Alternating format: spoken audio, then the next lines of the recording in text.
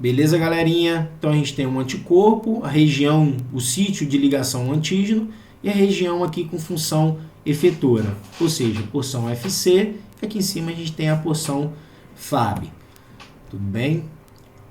E aí existem algumas técnicas que a gente pode utilizar, que foram utilizadas para a descoberta aí desses mecanismos através da clivagem proteolítica, tá? Então a gente tem a papaina aqui, que vai promover uma clivagem antes da região de dobradiça e vai formar três estruturas aqui com funções distintas.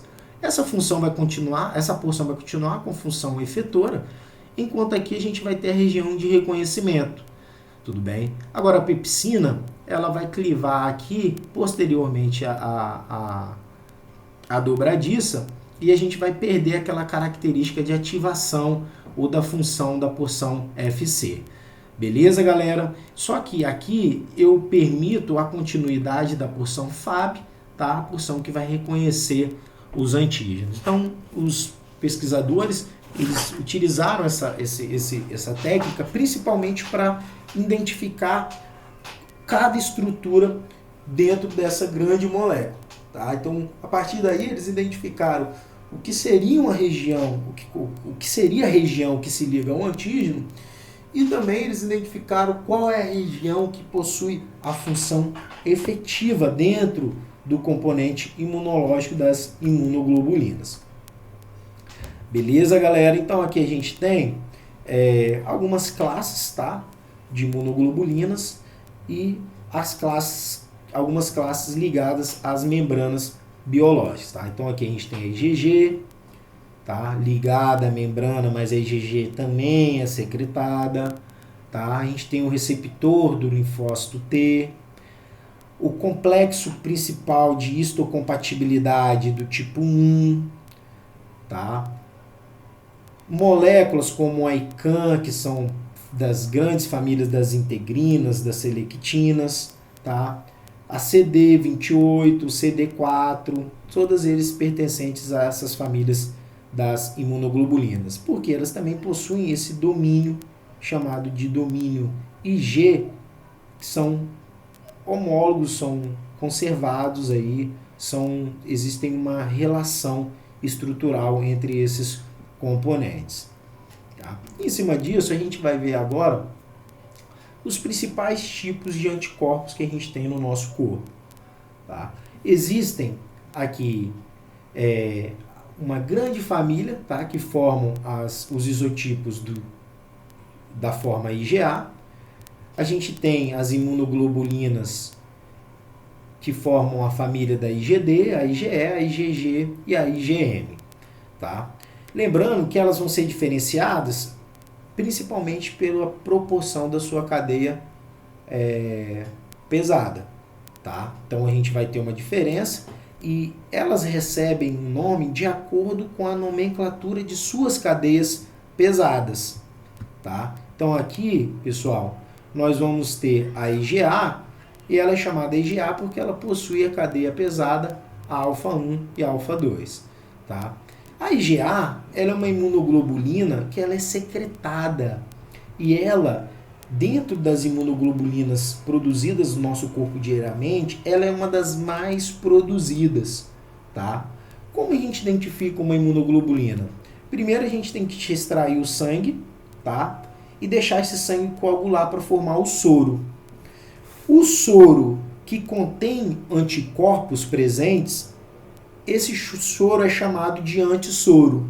Então, para vocês terem uma ideia, que essa molécula tem um tamanho aí de nanômetros, nós temos em torno de 3 a 4 gramas de imunoglobulinas diluídas em nosso soro.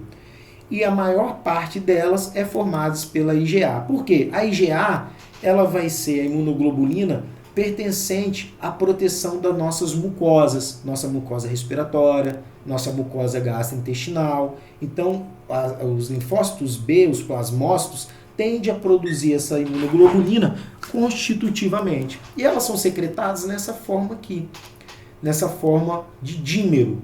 Tudo bem? E aqui no meio do dímero nós temos uma estrutura que é chamada de uma proteína de junção.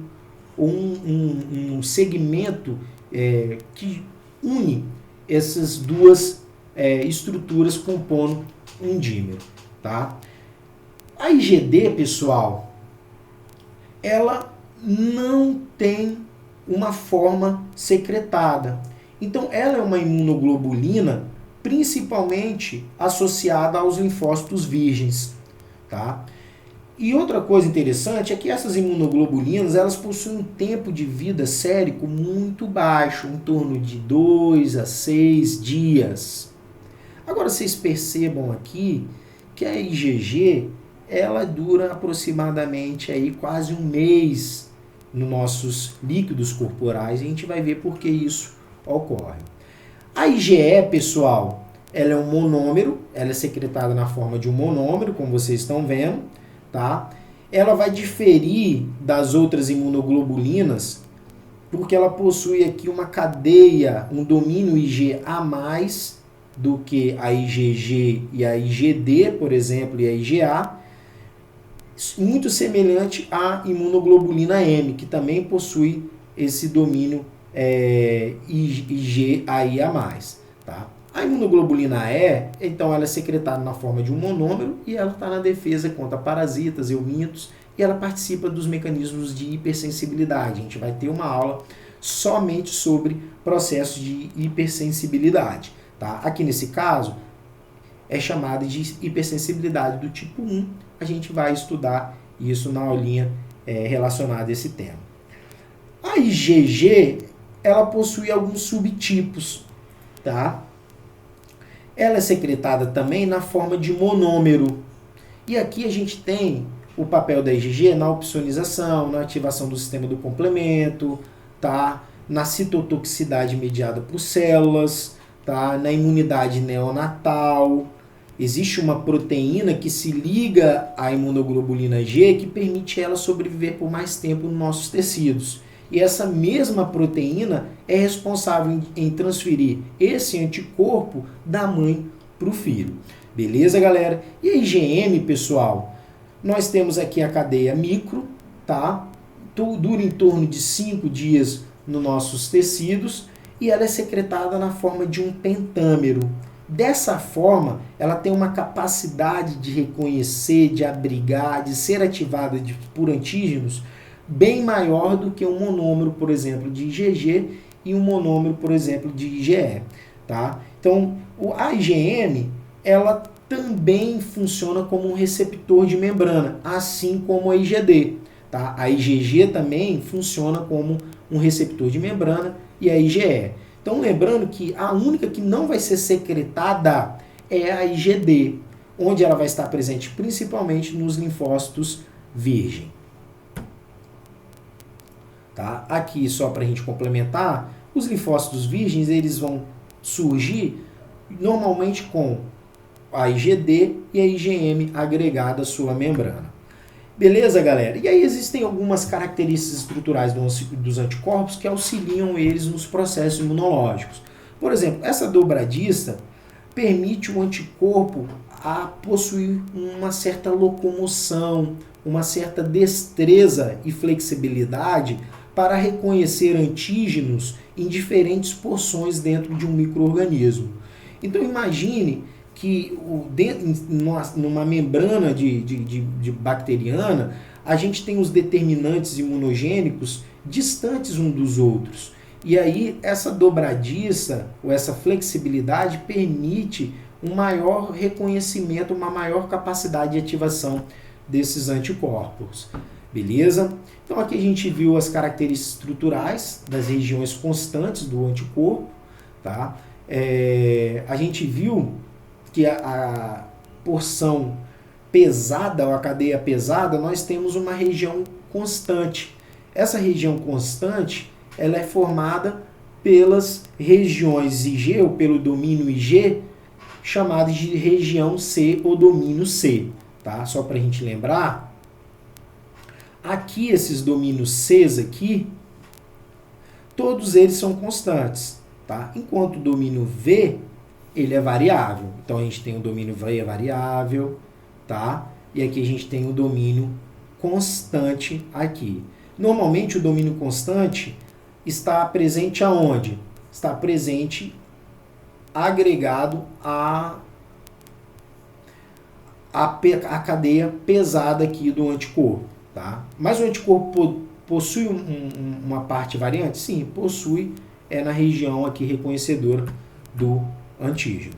Tá? Então a região C ou a região FC é a função onde que tem a função efetora. Tá? A gente viu que ela vai se ligar a receptores que vão ativar células como as células natural killer, os fagócitos, os mastócitos, se ligam a proteínas plasmáticas como as moléculas do complemento. Tá? E aí a gente tem, dentro das regiões variáveis, tá? Tanto da cadeia pesada quanto da cadeia leve, nós temos as regiões que são chamadas regiões determinantes de complementariedade. Tá? Essas regiões determinantes de complementariedade, elas podem possuir 3 tipos, são chamadas CDR1, CDR2 e CDR3. E isso vai diferir na capacidade dessas regiões se ligarem aos antígenos. Normalmente, essa região, dentro dessa porção variável chamada de CD3, CDR3, ela é uma região de maior variabilidade, ou seja, ela gera maior especificidade dos nossos componentes imunes. Tá? Então são regiões hipervariadas dentro dos domínios aqui nas porções V da região FAB, ou seja, o local onde os antígenos se ligam, tá vendo um antígeno aqui? Ele vai se ligar nessa porção V nessas estruturas chamadas de regiões, tá, determinantes de complementariedade. Então aqui a gente está vendo a porção FC, a porção V aqui, tá, e o antígeno se ligando a essas regiões determinantes de complementariedade. Tá? Por que seria região determinante de complementariedade? Essa região, ela vai depender de algumas características. A gente já viu isso lá na histologia, galera. Imagine que eu tenho uma proteína que ela apresenta essa estrutura. E o receptor, então, ele tem que ser capaz de reconhecer essa estrutura aqui. O receptor tem que reconhecer essa estrutura tridimensional do antígeno. Essa estrutura tridimensional do antígeno vai depender de 2 coisas. Principalmente, olha só, a sua sequência linear de aminoácidos, tá? E depois da concentração de antígenos e da sua afinidade com o seu receptor. Então, em primeiro lugar, a sua sequência de aminoácidos, que vai me dar uma característica terciária, ou seja, um enovelamento dessa proteína, ou dessa molécula, e depois a familiaridade ou a singularidade entre esse antígeno e o receptor, ou essa região reconhecedora dentro dos anticorpos. Beleza, galera? Então, regiões determinantes de complementariedade são regiões hipervariadas dentro dos segmentos dos anticorpos que reconhecem os antígenos.